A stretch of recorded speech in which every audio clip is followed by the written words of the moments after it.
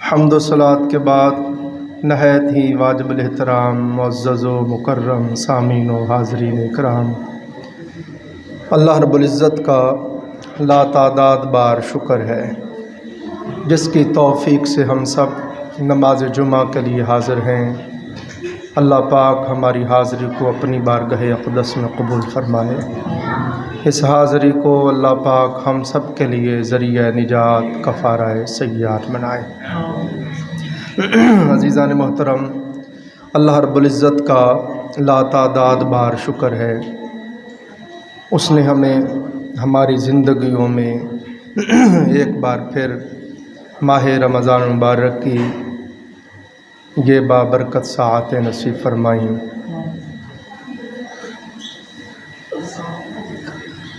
اللہ پاک ہم سب نماز جمعہ کے لیے حاضر ہیں، اللہ پاک ہماری حاضری کو اپنے حضور قبول فرمائے۔ ماہ رمضان مبارک کو اللہ رب العزت نے باقی مہینوں پر بڑی فضیلت عطا کی۔ کافی چیزیں، نئی چیزیں میں نے پچھلے جمعے عرض کیں۔ یہ سارے مہینوں کا سردار مہینہ ہے۔ ویسے تو سارے مہینے ہی اللہ کے ہیں، مگر اللہ پاک نے خصوصی طور پہ فرمایا رمضان میرا مہینہ ہے۔ اس ماہ مبارک کو اللہ تعالیٰ نے بڑی عظمتوں سے نوازا ہے۔ اسی ماہ مبارک میں تاجدار کائنات، فخر موجودات، احمد مجتبیٰ محمد مصطفیٰ صلی اللہ علیہ وآلہ وسلم کی لخت جگر سیدہ کائنات، مخدومہ کائنات سیدہ فاطمۃ الزہرا سلام اللہ علیہا کا وصال ہوا۔ اسی ماہ مبارک میں عزیزان محترم آقا علیہ السلام کی پیاری زوجہ، پیاری رفیقہ حیات، جن کو ساری زندگی آقا علیہ السلام بھلا نہ سکے، حضرت سیدہ خدیجۃ الکبریٰ سلام اللہ علیہا، ان کا بھی وصال ہوا۔ اسی ماہ مبارک میں ام المومنین سیدہ عائشہ صدیقہ رضی اللہ تعالیٰ عنہ، آپ کا بھی وصال ہوا۔ اسی ماہ مبارک میں مولا علی المرتضیٰ شیر خدا رضی اللہ تعالیٰ عنہ کی شہادت ہوئی، اور جتنے بھی آسمان سے صحائف نازل ہوئے ابراہیم علیہ السلام پر، دیگر نبیوں پر، وہ سارے کے سارے اسی ماہ مبارک میں نازل ہوئے۔ حتیٰ کہ تورات حضرت موسیٰ علیہ السلام پہ نازل ہوئی تو رمضان کا ہی مہینہ تھا۔ زبور حضرت داؤد علیہ السلام کو ملی تو رمضان کا ہی مہینہ تھا۔ انجیل حضرت عیسیٰ علیہ السلام پہ نازل ہوئی تو رمضان کا ہی مہینہ تھا۔ حتیٰ کہ کلام پاک، قرآن پاک اللہ نے نازل کیا تو رمضان کا ہی مہینہ تھا۔ شہر رمضان الذی انزل فیہ القرآن، رمضان کا وہ مہینہ ہے جس میں اللہ نے قرآن کو نازل کیا ہے۔ عزیزان محترم، اس ماہ مبارک میں نبی علیہ السلام نے حکم دیا ہے کہ جو پہلا عشرہ ہے، یہ ماشاءاللہ پہلا عشرہ جو ہے، اس عشرے میں کثرت کے ساتھ رب اغفر وارحم وانت خیر الراحمین پڑھے۔ رب اغفر وارحم وانت خیر الراحمین، کثرت کے ساتھ پڑھے۔ زیادہ نہیں تو کم از کم ہر نماز کے بعد ایک تسبیح ضرور پڑھے۔ جب درمیانہ عشرہ آئے تو اس میں ہر وقت کثرت کے ساتھ وہ بخشش و مغفرت کا ہے، استغفر اللہ ربی من کل ذنب واتوب الیہ پڑھے، گناہوں کی معافی کے لیے۔ اور آخری عشرہ جو ہے وہ دوزخ سے آزادی کا ہے، اس میں کثرت کے ساتھ اللہم اجرنی من النار پڑھے۔ اور نبی علیہ السلام نے فرمایا کہ جو بندہ کثرت کے ساتھ جنت کی دعا مانگتا ہے، کثرت کے ساتھ، اور جنت کے لیے دعا مانگنا آقا علیہ السلام کی سنت مبارکہ ہے اور اللہ رب العزت کے حکم کی تعمیل ہے۔ جو بندہ کثرت کے ساتھ جنت کی دعا کرتا ہے، آقا علیہ السلام نے فرمایا جنت خود کہتی ہے اللہم ادخلہ الجنہ، یا اللہ اس کو مجھ میں داخل کر دے۔ جو بندہ کثرت کے ساتھ دوزخ سے پناہ مانگتا ہے، آقا علیہ السلام نے فرمایا دوزخ خود کہتا ہے یا اللہ اللہم اجرہ من النار، اس کو مجھ سے محفوظ فرما۔ اور سرکار نے فرمایا جو بندہ فجر کی نماز کے بعد 7 مرتبہ پڑھے اللہم اجرنی من النار، اور پھر مغرب کے بعد پڑھے 7 مرتبہ اللہم اجرنی من النار، فرمایا وہ دوزخ میں نہیں جا سکتا۔ اسی طرح ربنا آتنا فی الدنیا حسنۃ وفی الآخرۃ حسنۃ وقنا عذاب النار، یہ بڑی جامع دعا ہے، اس کو بھی فجر کے بعد اور مغرب کے بعد 3 مرتبہ پڑھنا آقا علیہ السلام کی سنت ہے۔ اس دعا کے پڑھنے کی برکت سے بھی بندہ جنت میں جائے گا اور انشاءاللہ دوزخ سے محفوظ رہے گا۔ اسی طرح عزیزان محترم، اس ماہ مبارک کی بڑی فضیلت ہے۔ آقا علیہ السلام نے فرمایا اس ماہ مبارک میں اللہ رب العزت کے حکم سے دوزخ کے سارے دروازے بند کر دیے جاتے ہیں اور جنت کے سارے دروازے کھول دیے جاتے ہیں، اور ایک روایت میں رحمت کے سارے دروازے کھول دیے جاتے ہیں، اور قبرستانوں سے عذاب کو بند کر دیا جاتا ہے۔ اس لیے علماء نے کہا اس مہینے جس کی وفات ہو جائے کوئی حساب کتاب نہیں، سیدھا جنت میں ہے۔ اسی طرح عزیزان محترم، اسی ماہ مبارک میں حضور علیہ السلام نے فرمایا شیاطین کو اللہ تعالیٰ پابند سلاسل کر کے زنجیروں میں جکڑ کے سمندروں کی گہرائیوں میں ڈال دیتا ہے،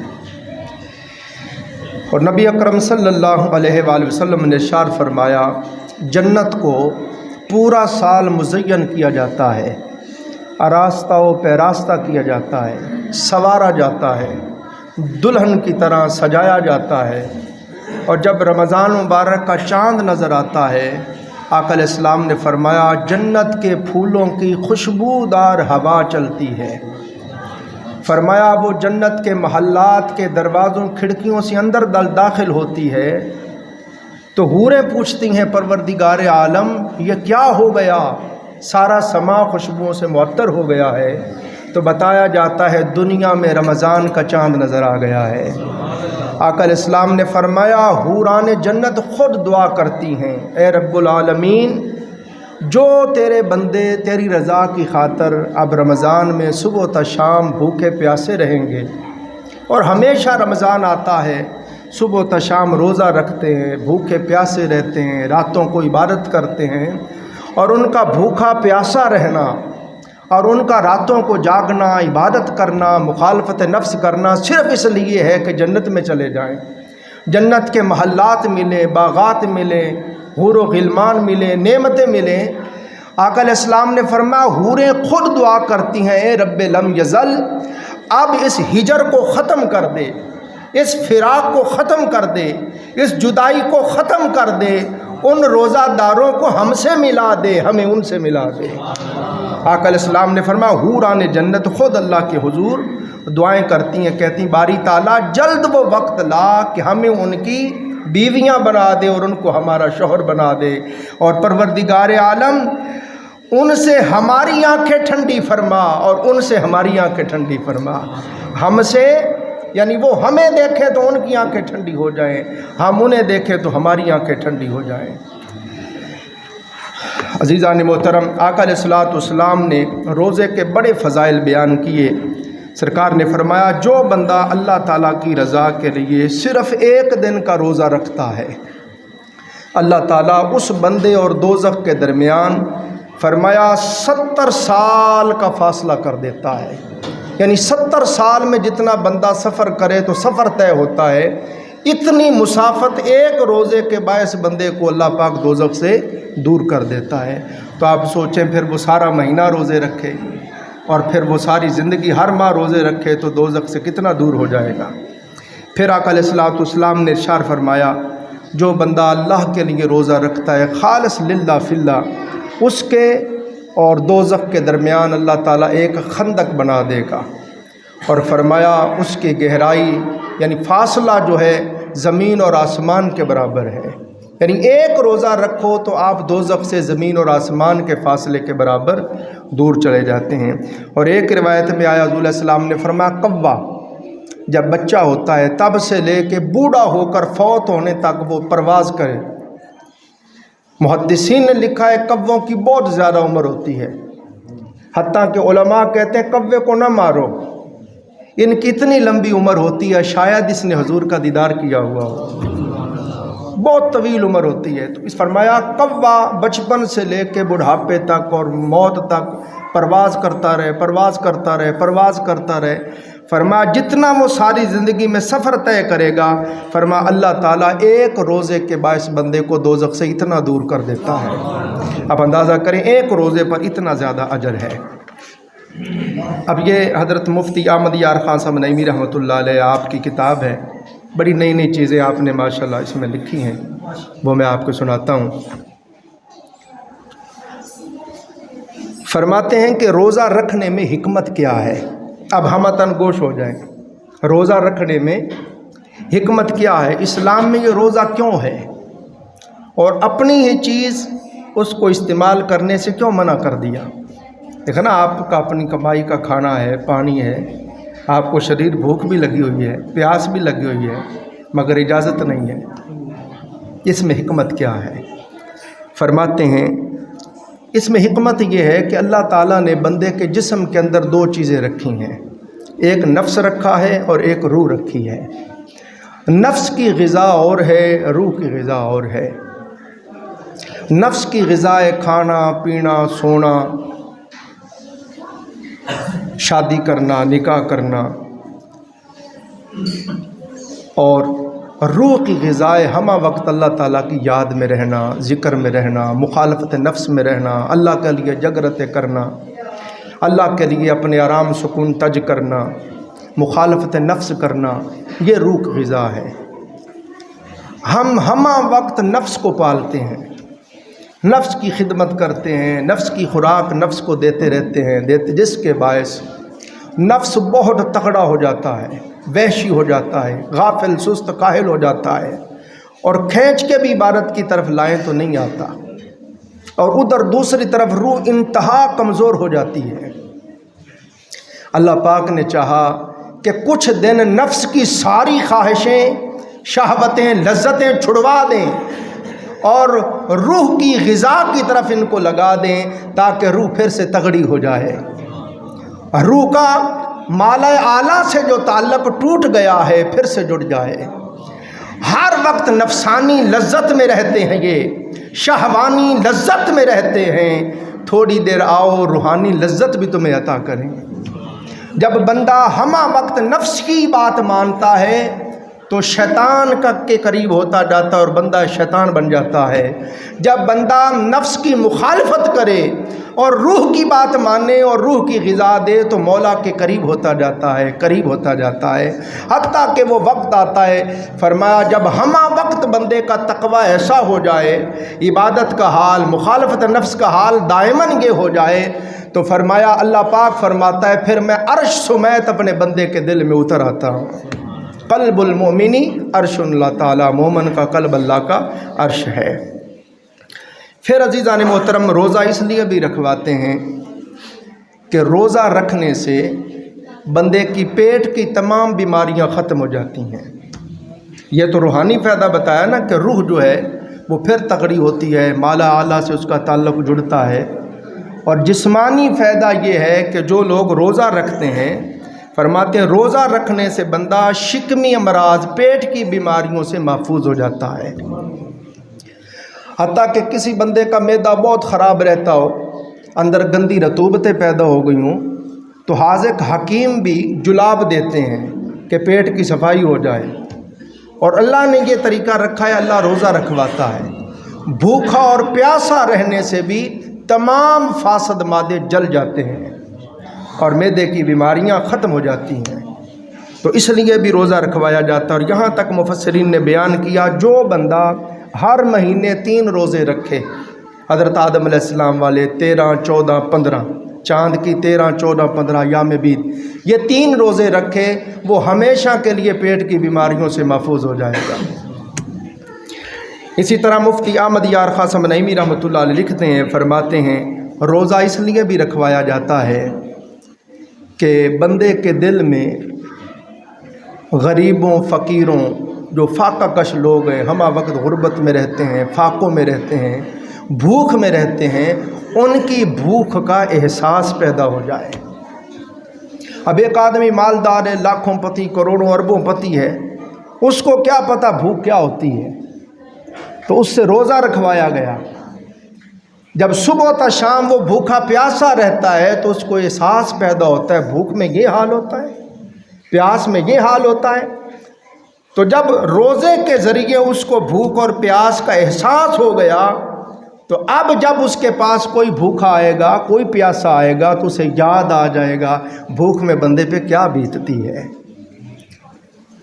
علامہ اقبال فرماتے درد دل کے واسطے پیدا کیا ہے انسان کو، درد دل کے واسطے پیدا کیا ہے انسان کو، ورنہ عبادت کے لیے کچھ کم نہ تھے کرو بیاں۔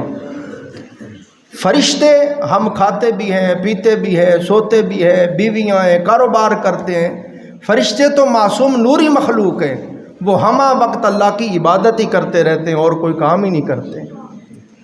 تو اگر وہ عبادت کا طلبگار ہوتا تو فرشتوں سے بڑھ کے کون عبادت کر سکتا ہے؟ تو انسان کو اس لیے پیدا کیا کہ انسان ایک دوسرے کا احساس کرے۔ اب وقت نہیں نا، کافی چیزیں کرنا چاہتا ہوں۔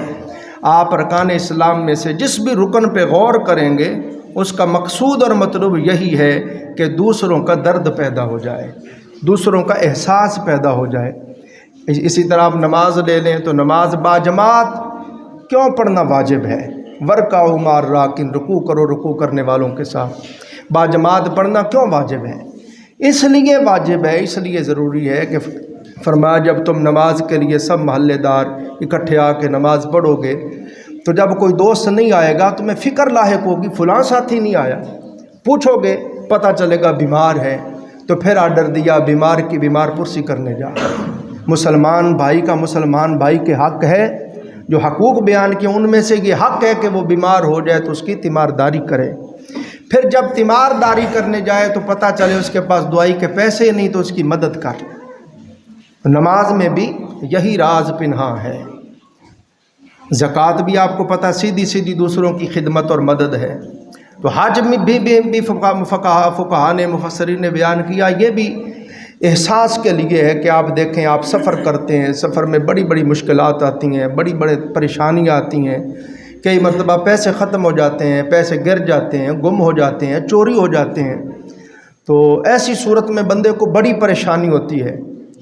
تو فرمایا چل حج کو جا، سفر حج کی صحبتیں برداشت کر، وہاں کی تکلیفیں مشقتیں برداشت کر، کل کو تیرے پاس کوئی مسافر آئے اور تجھے احساس ہو کہ سفر میں بندے کے اوپر کیا بیتتی ہے، تاکہ تو اس کی مدد کر سکے۔ تو پھر ایک بات میں اور آپ کی خدمت میں بار بار کرتا ہوں کہ اللہ تعالیٰ نے انسان کے حق کو، انسان کی ذات کو اپنی ذات سے کیسے دیکھو جوڑا ہوا ہے۔ آقا علیہ السلام نے فرمایا کہ قیامت کے دن اللہ تعالیٰ فرمائے گا اے میرے بندے مجھے پیاس لگی تھی تو نے مجھے پانی نہیں پلایا۔ اللہ پاک فرمائے گا میرے بندے مجھے بھوک لگی تھی تو نے مجھے کھانا ہی نہیں کھلایا۔ اے میرے بندے میں بیمار ہو گیا تھا تو نے میری تیمارداری نہیں کی۔ بندہ عرض کرے گا باری تعالیٰ تو کیسی بات کرتا ہے، تو پیاس سے پاک ہے، بھوک سے پاک ہے اور بیمار ہونے سے پاک ہے۔ اللہ تعالیٰ فرمائے گا میرے بندے فلاں میرا بندہ تیرے پاس آیا تھا، اس کو پیاس لگی ہوئی تھی، اگر تو اس کو پانی پلا دیتا تو ایسے ہی تھا جیسے مجھے پانی پلا دیا۔ فلاں میرا بندہ تیرے پاس آیا، اس کو بھوک لگی تھی، اگر تو اس کو کھانا کھلاتا تو ایسے ہی تھا جیسے مجھے کھانا کھلا دیا۔ فلاں میرا بندہ بیمار تھا، اس کی تیمارداری کرتا تو ایسے ہی تھا جیسے تو نے میری تیمارداری کر دی۔ دیکھو اللہ تعالیٰ نے بندے کے حق کو اپنے حق کے ساتھ کیسے جوڑ دیا ہے۔ بلکہ رسول اللہ السلام نے فرمایا قیامت کے دن حقوق اللہ، جو اللہ کے حقوق ہیں اللہ معاف کر دے گا، مگر حقوق العباد معاف نہیں ہوں گے۔ اور موسیٰ علیہ السلام نے عرض کی باری تعالیٰ مجھے کو اپنا ایڈریس بتا، میں تیرے بندوں کو بتاؤں تو کہاں رہتا ہے، کوئی تجھے ملنا چاہے تیرا پتہ کیا ہے۔ اللہ پاک نے فرمایا میرے پیارے کلیم بتا دوں؟ جی مولا۔ اللہ پاک نے فرمایا جو بھوکوں سے، فاقوں سے، تکلیفوں سے، رنجوں سے، غموں سے ٹوٹے ہوئے دل ہیں، میں رب ان دلوں میں رہتا ہوں۔ بس ٹوٹے ہوئے دل کو جس نے خوش کر دیا سمجھے اس نے مجھے پا لیا۔ اسی طرح عزیزان محترم جب ہم روزہ رکھتے ہیں تو روزے میں اپنی بندگی اور رب کی ملکیت کا اظہار ہوتا ہے۔ توجہ کرنا، بڑی کمال بات لکھی ہے مجھ سامنے۔ فرماتے ہیں کہ دیکھیں ہم ہر چیز کے مالک بنے ہوئے ہیں نا، کہتے ہیں یہ میری گاڑی ہے، یہ میرا گھر ہے، یہ میری فیکٹری ہے، یہ میری مارکیٹ ہے، کہتے ہیں نا۔ اللہ نے روزہ رکھوایا، بندے کو شدید بھوک لگی ہوئی ہے، شدید پیاس لگی ہوئی ہے، فریزر میں نفس کی طمانیت کے سارے سامان موجود ہیں، مگر وہ کھاتا نہیں، وہ پیتا نہیں، ہاتھ نہیں لگاتا۔ کیوں؟ اللہ تعالیٰ فرماتا ہے میرے بندے یہ اظہار ہے کہ تو میرا بندہ ہے اور میں تیرا مالک ہوں، اور یہ ہر چیز کا مالک میں ہوں اور تو میرا حقیقی بندہ ہے۔ اگر تو میرا حقیقی غلام اور بندہ نہ ہوتا تو میری تابع فرمانی میں ان چیزوں کو ہاتھ نہ لگاتا۔ میں نے منع کیا صبح تا شام نہیں کھانا پینا، ہر چیز موجود ہے، تو ہاتھ نہیں لگا رہا، کیوں؟ تو جانتا ہے جو حقیقی مالک ہے اس نے منع کر دیا۔ اس سے بندے کی شان بندگی کا اظہار ہوتا ہے اور اس کی حقیقی ملکیت کا اظہار ہوتا ہے۔ پھر عزیزان محترم، روزہ رکھنے سے ایک یہ بھی فائدہ ہوتا ہے، توجہ کریں، بندے کے اندر بھوک اور پیاس برداشت کرنے کی صلاحیت پیدا ہوتی ہے۔ زندگی میں ہمیشہ وقت ایک جیسا نہیں رہتا، یا پھر آپ کہیں سفر میں ہیں، آپ کو کھانے کو کچھ نہیں مل رہا، انتہا درجے کی بھوک لگ جائے، پیاس لگ جائے، تو یہ رمضان شریف میں مشق کروائی جاتی ہے کہ زندگی میں کوئی ایسا وقت آ جائے کہ تھوڑی دیر فاقہ آ جائے، بھوک سہنی پڑے تو تیری عادت ہو، تو یاد کر لے کوئی بات نہیں یار، رمضان میں بھی تو صبح تا شام بھوکے پیاسے رہ لیتے ہیں نا، صبر کر لیتے ہیں نا۔ تمہارا روزہ اس لیے بھی رکھوایا جاتا ہے کہ بندے کو بھوک اور پیاس کی مشق ہو جائے، عادت ہو جائے۔ پھر فرماتے ہیں روزہ رکھنے سے عزیزان محترم روح جسم میں آ کر غذا کی حاجت مند ہو گئی۔ ہاں جی، فرمایا اے میرے بندے، یہاں آ کر روح بھی نفس کے ساتھ مل کے غافل ہو گئی، تھوڑی دیر کے لیے نفس کی لذتیں چھوڑ دے، نفس کی شہوتیں چھوڑ دے، تھوڑی دیر کے لیے، تھوڑا وقت، یہ مہینہ صبح تا شام بھوکا پیاسا رہو، اور پھر تراویح کے لیے جاؤ، پھر تہجد کے لیے اٹھ، پھر سحری کے لیے، پھر نماز فجر کے لیے جاؤ۔ فرمایا مخالفت نفس کر، جس قدر بندہ نفس کی بات مانتا ہے، نفسانی شہوانی لذتوں میں پڑتا جاتا ہے، اسی قدر اللہ سے دور ہوتا جاتا ہے۔ رب کائنات نے کہا اے میرے بندے، تیری روح اصل مال اعلیٰ کی چیز ہے۔ جب تو نفس پرست ہو گیا، نفس کا غلام ہو گیا، نفس کی لذتوں کا غلام ہو گیا، تو اپنے اصلی دیس اور وطن کو بھی بھول گیا، اپنے مولا کو بھی بھول گیا، تیری روح کا تعلق بھی مال اعلیٰ سے کٹ گیا۔ آپ یہ رمضان مبارک کے مہینے نفس کی لذتوں کو چھوڑ، ہمہ وقت روح کے ساتھ یاری لگا، تاکہ روح کا جو ٹوٹا ہوا تعلق ہے پھر سے مال اعلیٰ سے جڑے، پھر سے عالم انوار سے جڑے، اور پھر سے تجھے وہ حلاوت نصیب ہو، ایمان کی حلاوت، عبادت کی حلاوت، اللہ تعالیٰ کی معرفت اور قربت کی حلاوت سے شراسا ہو۔ اس لیے فرماتے ہیں روزہ رکھوایا جاتا ہے۔ پھر سنیں عزیزان محترم، روزے کی خصوصیات میں سے یہ بھی ہے کہ روزے میں چند خصوصیات ہیں۔ اول یہ کہ آپ غور کریں، ہر عبادت کرنے کا نام ہے۔ مثلا ہم نماز پڑھتے ہیں، تکبیر تحریمہ کئی، ہاتھ باندھ لیے، رکوع میں گئے، دیکھنے والے کو پتہ چل جاتا ہے یہ عبادت کر رہا ہے، یہ نماز پڑھ رہا ہے۔ ہم زکوٰۃ دیتے ہیں، اور کسی کو پتہ چلے نہ چلے، جس کو دے رہے ہیں اس کو تو پتہ چل رہا ہے نا کہ اس نے زکوٰۃ دی ہے۔ ہم حج کر رہے ہیں، مناسک حج ادا کرتے ہیں، دیکھنے والوں کو بھی پتہ چلتا ہے یہ عبادت کر رہا ہے۔ مگر فرماتے ہیں روزہ ایک ایسی خاص عبادت ہے جس کا بندے کو پتہ ہے اور اس کے مولا کو پتہ ہے۔ اس کے اندر ریاکاری نہیں ہے، اس میں دکھلاوا نہیں ہے۔ دیکھیں ایک بندے نے روزہ نہیں رکھا، گھر سے روٹی کھا کے آیا، ہمیں کہہ جی میں روزے سے ہوں، تو ہمیں کیا پتہ ہے کہ نہیں؟ سمجھے نا بات؟ تو روزہ رکھا ہوا ہے تو یہ خاص اللہ کے ساتھ معاملہ ہے۔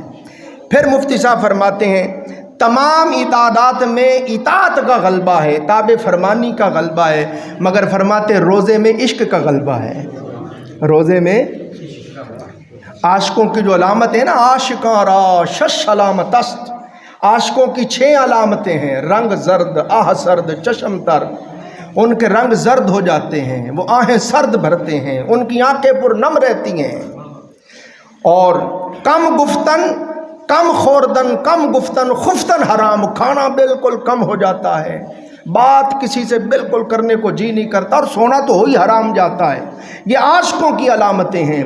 فرمایا بندے جیسے جیسے تو نفس کی مخالفت کرے گا، اور پھر یہ تیری مخالفت اگر دائماً ہو جائے اور دائماً تیری روح کا تعلق مالا اعلیٰ سے جڑ جائے، پھر تجھے اللہ کی معرفت ملے گی، اللہ کی شناسائی ملے گی، پھر اللہ کی خشیت کی دولت سے تو بہرہ ور کیا جائے گا، پھر اس کی محبت سے نوازا جائے گا، پھر تیرا حال یہ ہو جائے گا عاشقوں کی طرح، ڈر ڈر کے تیرا رنگ زرد ہو جائے گا، بارگاہ رب العزت کی پیشی کے ڈر سے ہر وقت تو روتا پھرے گا، اس کی محبت میں ہر وقت تیری آنکھیں پر نم رہیں گی۔ اور فرمایا پھر عاشقوں کا کھانا بھی جاتا ہے، پینا بھی جاتا ہے، اور سونا بھی حرام۔ تو رمضان شریف میں یہ عاشقوں والے احوال بندے پہ طاری کیے جاتے ہیں۔ اور سنیے، ہر عبادت کا اجر اور صلہ جنت ہے، ہر عبادت کا صلہ اور اجر جنت ہے، مگر جو عاشق ہوں، جو محب ہوں، وہ سوائے محبوب کی ملاقات کے اور کچھ مانگتے ہی نہیں ہیں۔ فرمایا بندے ہر عمل کے بدلے میں جنت دوں گا، مگر روزے کے بدلے میں جنت والا ملوں گا۔ اب سنیے عزیزان محترم، پھر جب ہم روزہ رکھتے ہیں، کمال بات ہے، آپ جتنی بھی عبادات کرتے ہیں، توجہ کرنا، یہ خاص نقطہ ہے، آپ کو سرور آ جائے گا، روحانی کیف نصیب ہوگا۔ آپ کوئی بھی عبادت کریں، مثلا آپ نماز پڑھ رہے ہیں، جتنی دیر آپ نماز پڑھ رہے ہیں آپ عبادت میں ہیں، آپ تلاوت کلام پاک کر رہے ہیں، جتنی دیر آپ تلاوت میں آپ عبادت میں ہیں، آپ تسبیح پڑھ رہے ہیں، جتنی دیر پڑھ رہے ہیں آپ عبادت میں ہیں، جب آپ سو گئے عبادت بند ہو گئی، سمجھے نا؟ کوئی بھی آپ عبادت کریں، جب تک آپ وہ عبادت کر رہے ہیں عبادت میں ہیں، اور جب آپ نے وہ عبادت ترک کر دی تو عبادت سے باہر چلے گئے۔ مگر فرمایا لوگوں، روزہ ایسی عبادت ہے کہ آپ چل رہے ہیں تو پھر بھی روزے میں ہیں، آپ کھڑے ہیں پھر بھی روزے میں ہیں، آپ بیٹھے ہیں پھر بھی روزے میں ہیں، آپ بیوی بچوں کے لیے کاروبار کر رہے ہیں، فرمایا تو پھر بھی عبادت میں ہے۔ اے میرے بندے، حتیٰ کہ تو سو بھی جائے تو میں لکھتا ہوں تو میری عبادت میں ہے۔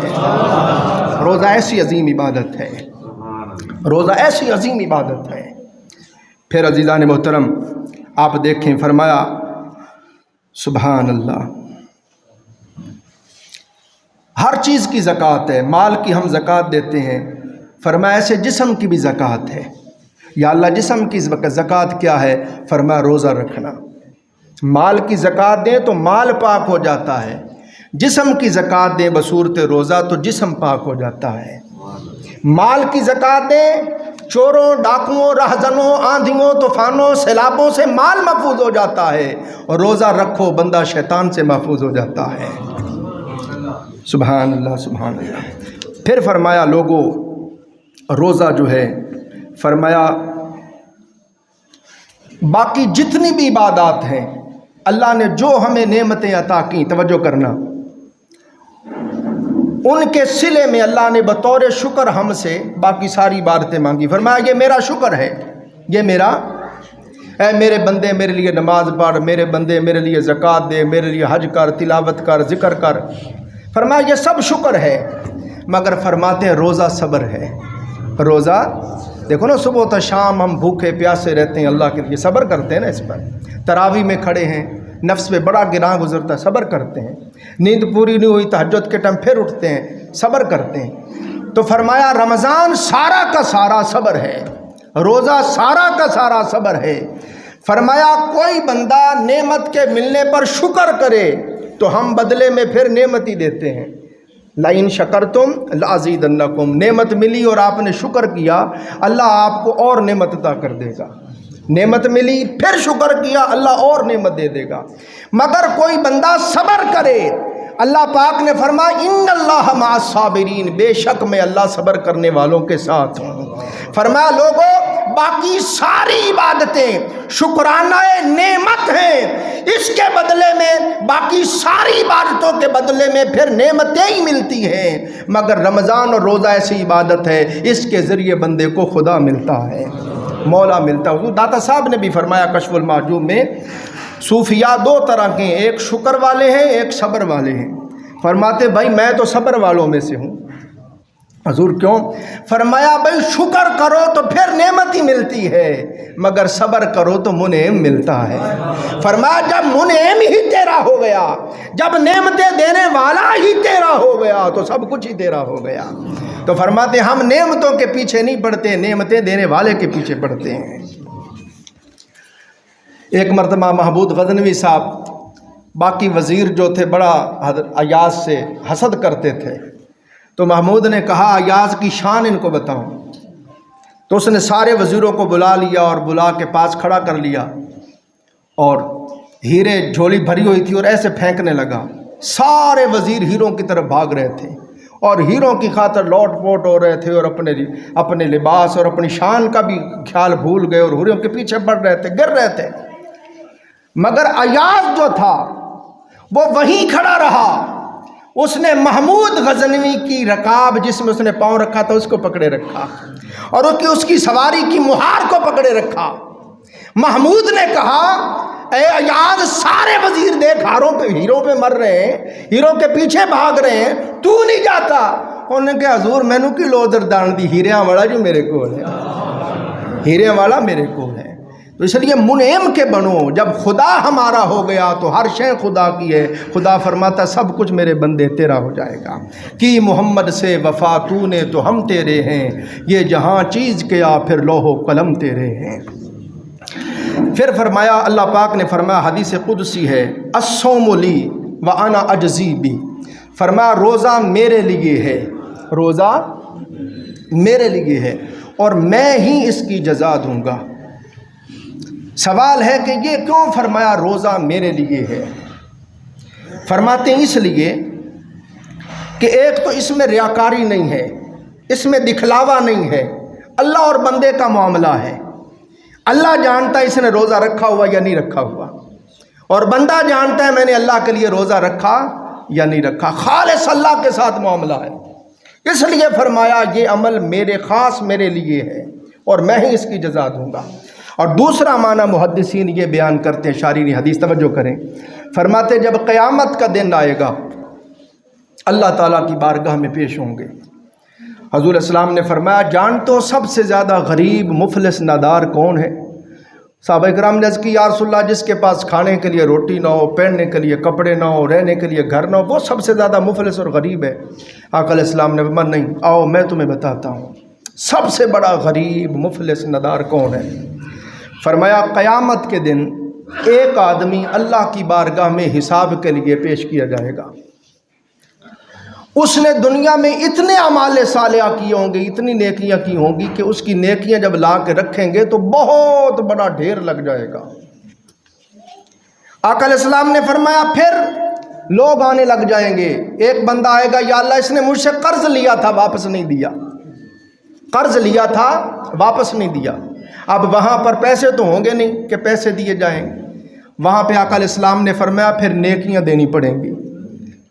کئی نیکیاں وہ لے جائے گا، کوئی آئے گا یا اللہ اس نے میرے اوپر زیادتی کی تھی، مجھے گالی دی تھی، کوئی نیکیاں وہ لے جائے گا، کوئی کہے گا اس نے مجھے تماچا مارا تھا وہ لے جائے گا۔ اس طرح حقدار آتے جائیں گے، دیکھتے ہی دیکھتے وہ بہت بڑا جو پہاڑوں کے برابر نیکیوں کا ڈھیر ہوگا سارا ختم ہو جائے گا، سارا لوگ لے جائیں گے۔ اور پھر فرمایا مگر حقدار ابھی باقی ہوں گے، وہ تقاضا کریں گے اب نیکیاں ہوں گی نہیں، اب آرڈر ہوگا ان کے گناہ اس پہ ڈالنے لگ جاؤ۔ اب لوگوں کے گناہ اس پہ ڈالتے جائیں گے۔ حضور نے فرمایا جو تھوڑی دیر پہلے نیکیوں کا پہاڑ لے کے آیا تھا نیکیاں ختم ہو جائیں گی اور گناہوں کا پہاڑ لگ جائے گا۔